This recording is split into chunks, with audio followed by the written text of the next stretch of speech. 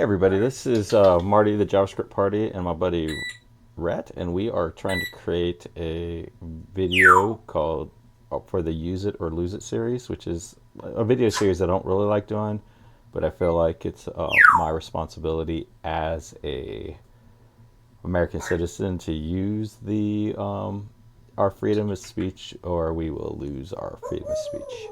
So it's kind of that way. Now I'm trying to stay really still because seems to be some kind of problem in my system. There was another OS update and Windows and last night, and then like I had this problem where like when I move, see how it kind of does that sort of the ring creepy moving thing. So as that seemed to have gone away. There was a Windows update and that started happening, and then another Windows update and it went away, and then last night there was another Windows update and it came back. So since it is pretty sort of distracting, I'm going to deactivate my webcam. Just because, like, what's the point? Like, the whole idea of it is to sort of make the video better, but if it makes the video worse, there's no point. So I'm going to deactivate that. I'll probably reactivate it at the end if I remember. And me and Rhett will come off of this video. So anyways, the thing for the last few months, or for like the last 7 months, I've been working for the Georgia State Legislature, and we've been working on some software for legislative management. And so basically my domain that I'm trying to really get a good grasp of so that I can be a better software developer is legislation, how legislation happens, particularly at the state level. But it also, since Georgia was one of the first 13 colonies, and the people who wrote out our Georgia Constitution, all that, were heavily involved in the Constitution of the United States, there's a lot of things that are sort of overlap. So some of the things I think most of the stuff I'm going to talk about applies at the federal level, but there is sort of one sort of concept that exists at the Georgia state level that does not exist, I don't think, at the federal level. And I think it's really interesting. So I'm always trying to figure out, like, I think one of the most confusing things in our language is, like, in our legal system is who controls what. And I think I've been trying to come up with an analogy that sort of describes, like, kind of the power structure. It is a terrible analogy from sort of a wisdom or a, like, knowledge or responsibility. But it's a really good analogy, I think, for the way that power works. So, like, in my analogy, there's sort of like four actors, right? There's the common people, and I am going to analogize them as like children. So the main problem with that analogy is children typically don't know much and they don't have a lot of responsibility, and that is not true. The American people, the citizens, have a tremendous amount of knowledge and understanding and wisdom and responsibility. So that's where the analogy doesn't break down. But what we don't have is, like, the power to, when it comes, once the people are in place, we don't have very much power. We have power to put people in place, some people in place, but we don't have power to. We're more of a children sort of position as a person. All of our power comes at voting time.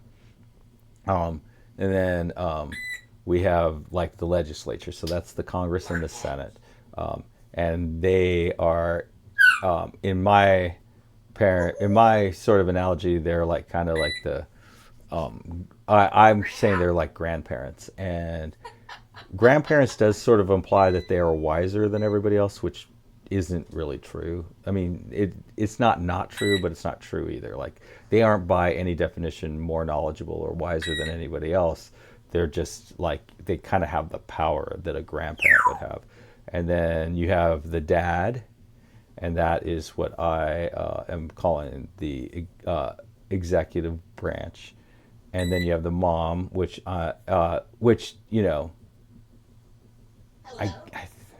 in some households, not all households, the dad is a lot like the executive branch.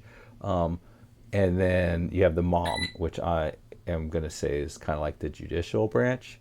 And then you have in Georgia, and I don't believe this is at the federal level, but in Georgia and probably other states too, we have these people called constitutionally elected officers. And these people I'm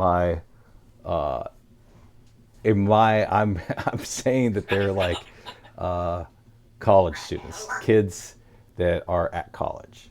So that's a terrible. It's a very good analogy of them from a power perspective, but it's not a very good analogy of them from like a responsibilities.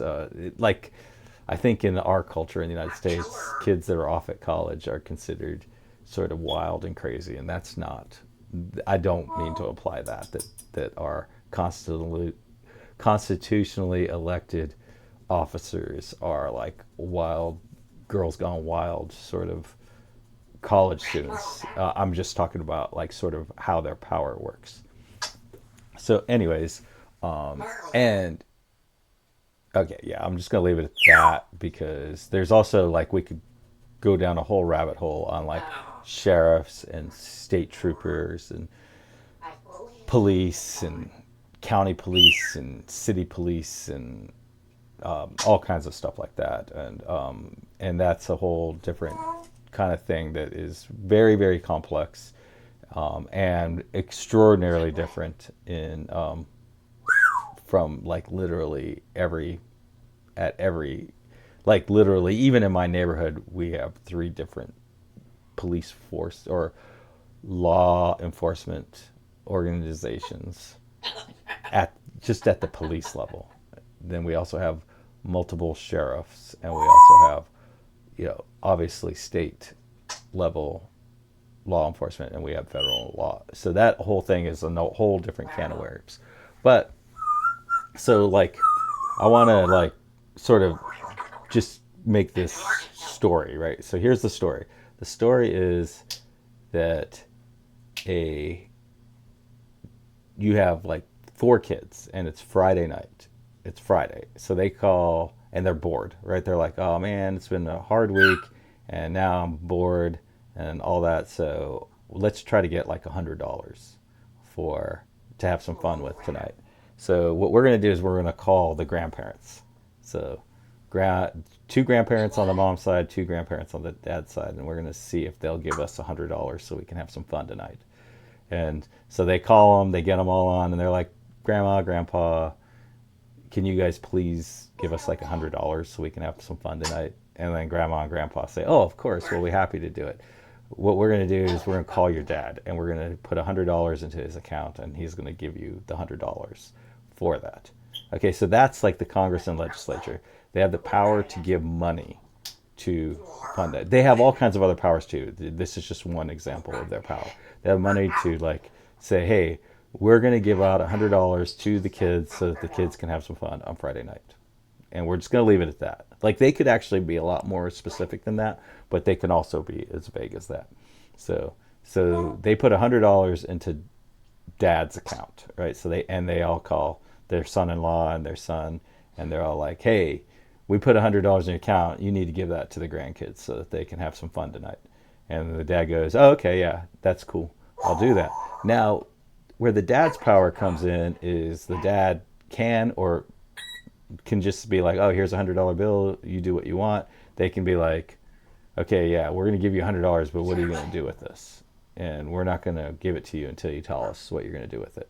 Or they can be like, okay, we're going to give you $1 every minute starting at 5 o'clock until you get $100. Or they can be like, oh, we're going to let you charge $100 on the family credit card. Whatever. Like they have full power over how the kids get the $100, and they can kind of take advantage of saying, they can say, well, yeah, but we're not going to let you just have it. You have to kind of let us know how you're going to do it. So that's kind of like how the executive branch works. And then like they could be like, oh, they could call her grandparents back up and say, look, they're saying dad won't just give us the money, he's making us charge it on the credit card, and we don't want to charge it on the credit card, or he's gonna blah blah blah blah, and so like the grandparents could then go, hey, we gave you that $100 to give the kids, you need to give it to the kids, and the dad can be like, okay, well, I need to find out what they're doing with it, and then they can argue all day long about that, but until the executive branch, until dad is satisfied, that money's not getting to the kids.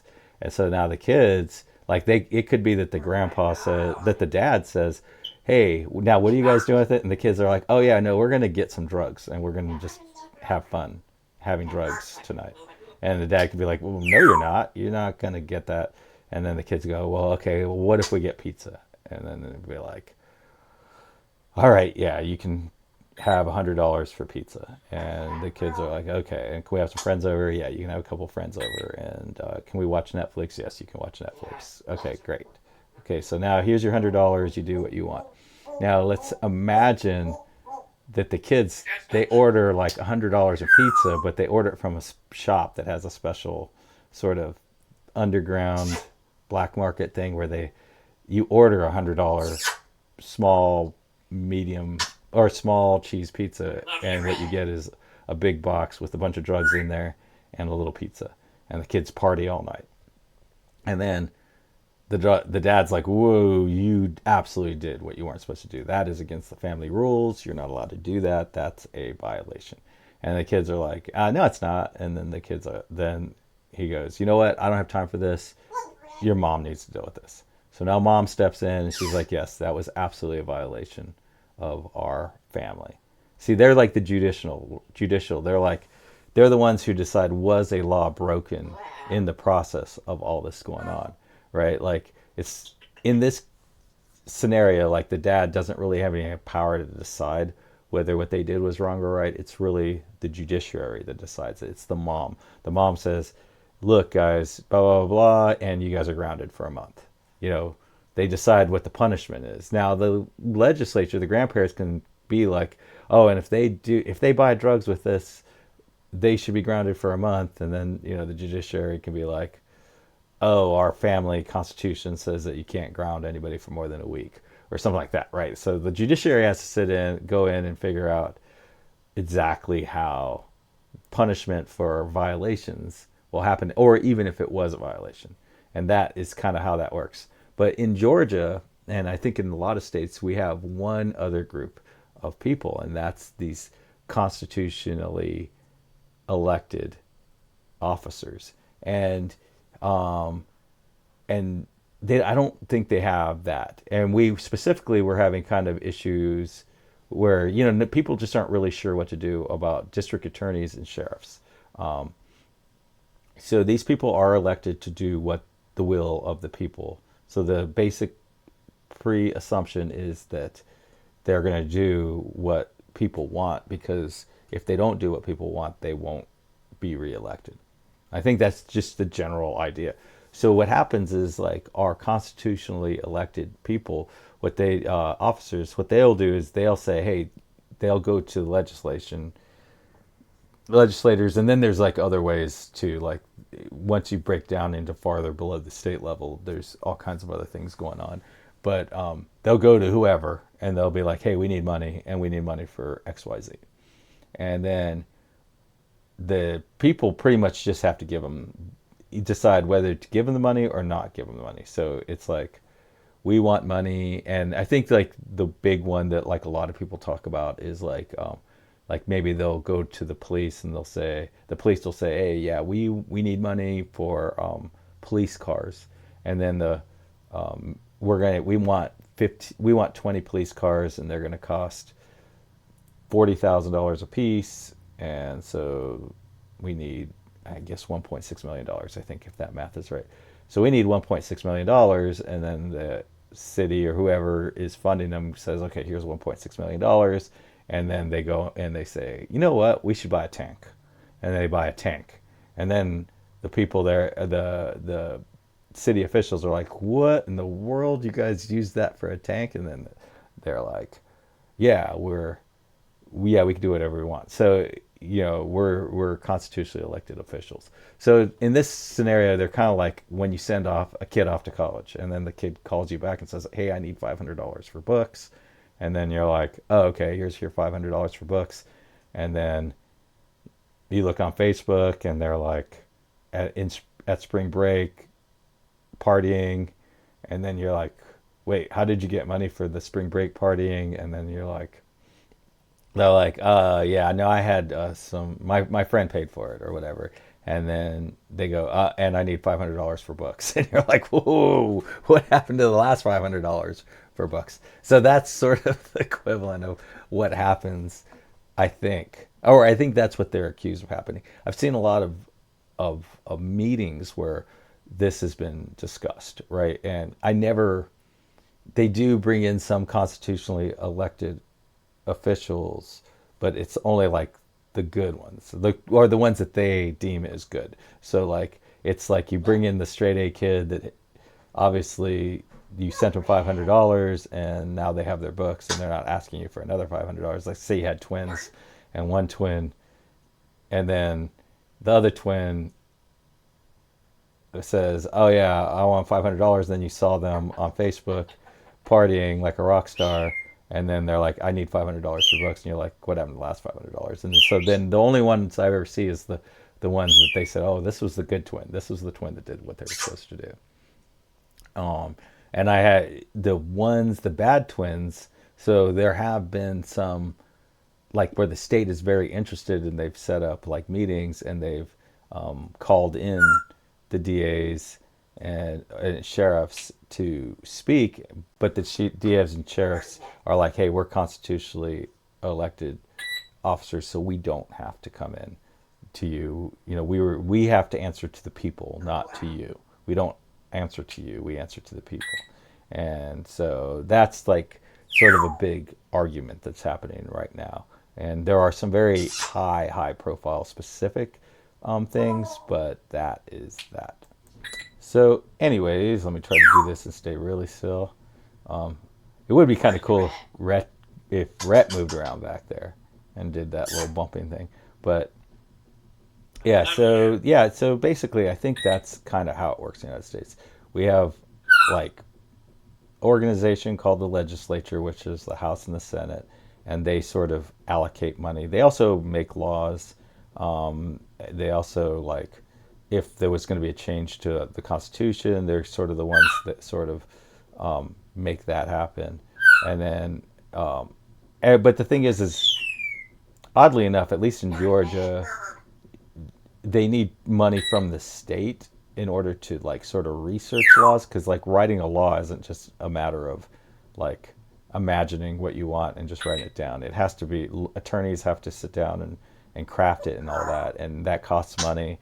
And this, my understanding is the governor, or maybe the lieutenant governor, or possibly I think it's the lieutenant governor, is the one who allocates money for that. So you really can't get anything done. You couldn't get a new law crafted if you don't get the lieutenant governor to allocate the money to craft the law.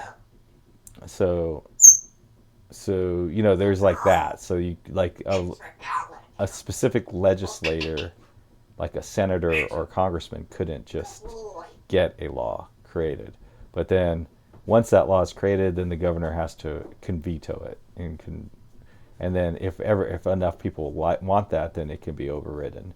But like if you think about it, like the lieutenant governor would have to fund it before it could even become a law. And so it's weird. It would be unusual for the governor to veto it, and that would typically happen, one, if everybody's just trying to make news, they're just trying to get things. But then sometimes it gets vetoed because like once they've drawn out the law and all that, and then they've done a final analysis, there's just something they didn't think of, and then that needs to be it's going to need to be rewritten and all that. Like that's probably a lot more often. Like they're just like, oh crap. Or many times it'll get all the way in, and as it's moving through the different committees and stuff like that, there's tweaks done to it, and then by the time it gets to the attorney or to the governor, like really the initial intention has been lost, and so it'll get vetoed in that situation. And then in rare conditions along the way, maybe it was tweaked in a way that just makes it completely unconstitutional. And the governor recognizes it, and they all recognize it, and everyone's like, "Oh crap, yeah, we need to get that thing vetoed. We blew it." It's like there's reasons. It's human. These are all human beings working, and mistakes are made, and there's just all kinds of motivations and stuff. But once that law comes in, so before we were talking about money, once that law comes in, then it's up to the Secretary of State to enforce it and to figure out how it's going to be enforced. So, like, let's say you make a law that says it's illegal to have hair that's longer than 2 inches. Everyone's got to have like very, very short hair. But like, let's say the Secretary of State just really doesn't agree with that, and most of the people, like just some rogue group, managed to get through all this stuff through. The Secretary of State can be like, yes, and the way we're going to enforce that is anybody who has hair longer than 2 inches is going to get a ticket for $1. And if they challenge that ticket, then whatever police organization gave them that ticket has to pay for their lawyer, and the minimum they pay for the lawyer is $200. Like, they can literally make it an unenforceable law. And so basically it's sort of like, if the people really hate a law, like some rogue foreign group takes over, and they manage to get the governor, they manage to get the lieutenant governor, they manage to get all the legislators in there, but they can't get the Secretary of State. There's that power, right? Like, there's the power to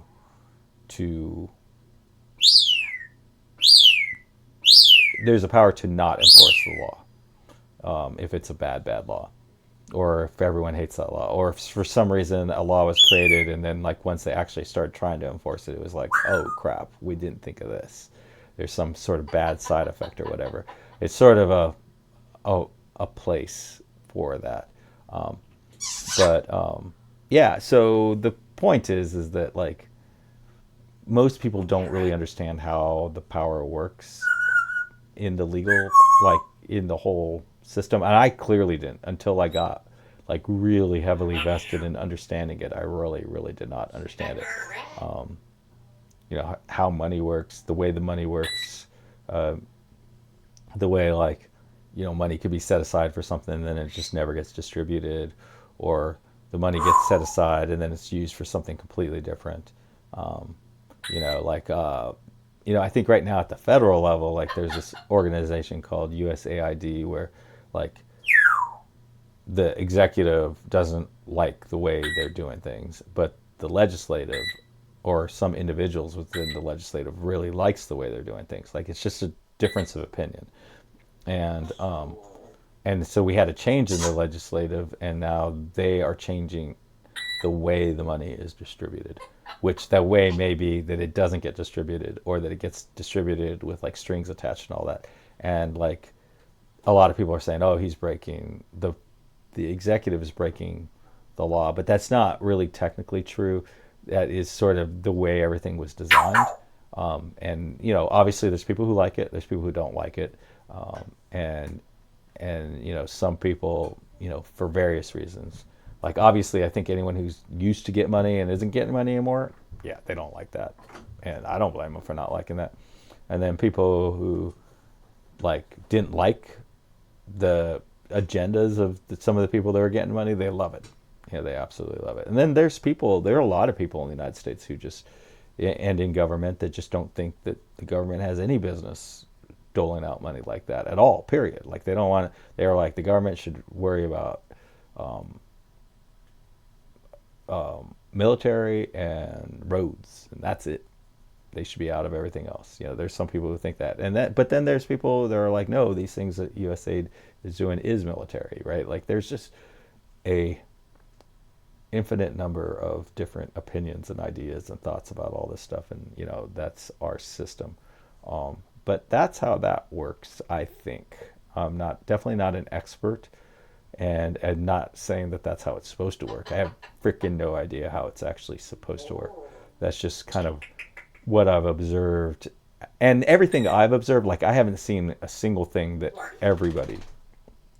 anybody in the world can't watch, right? Like, all of the meetings that I've watched are public. Like, you can just go to the Georgia legislator website and you can search on meetings, and it's not the easiest thing in the world, but you can figure out when the meetings are happening, and then they are live streamed and you can watch them all you want, and you can watch the way the bills are moving through and all kinds of stuff. I haven't really seen well, there's a huge budget there. The there's a whole website that shows what the whole budget is and all the different things, and there's bills that have the whole budget in them. All this stuff is available, and I sort of needed to, I absolutely needed to sort of research those things so that I could understand what the code is supposed to do.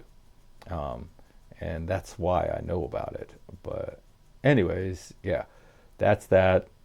Take it with a grain of salt. This is one dude's observations, one highly unqualified, uneducated individual's observations about things, who's just merely exercising their freedom of speech so that we don't lose it. Happy coding, everybody. Bye.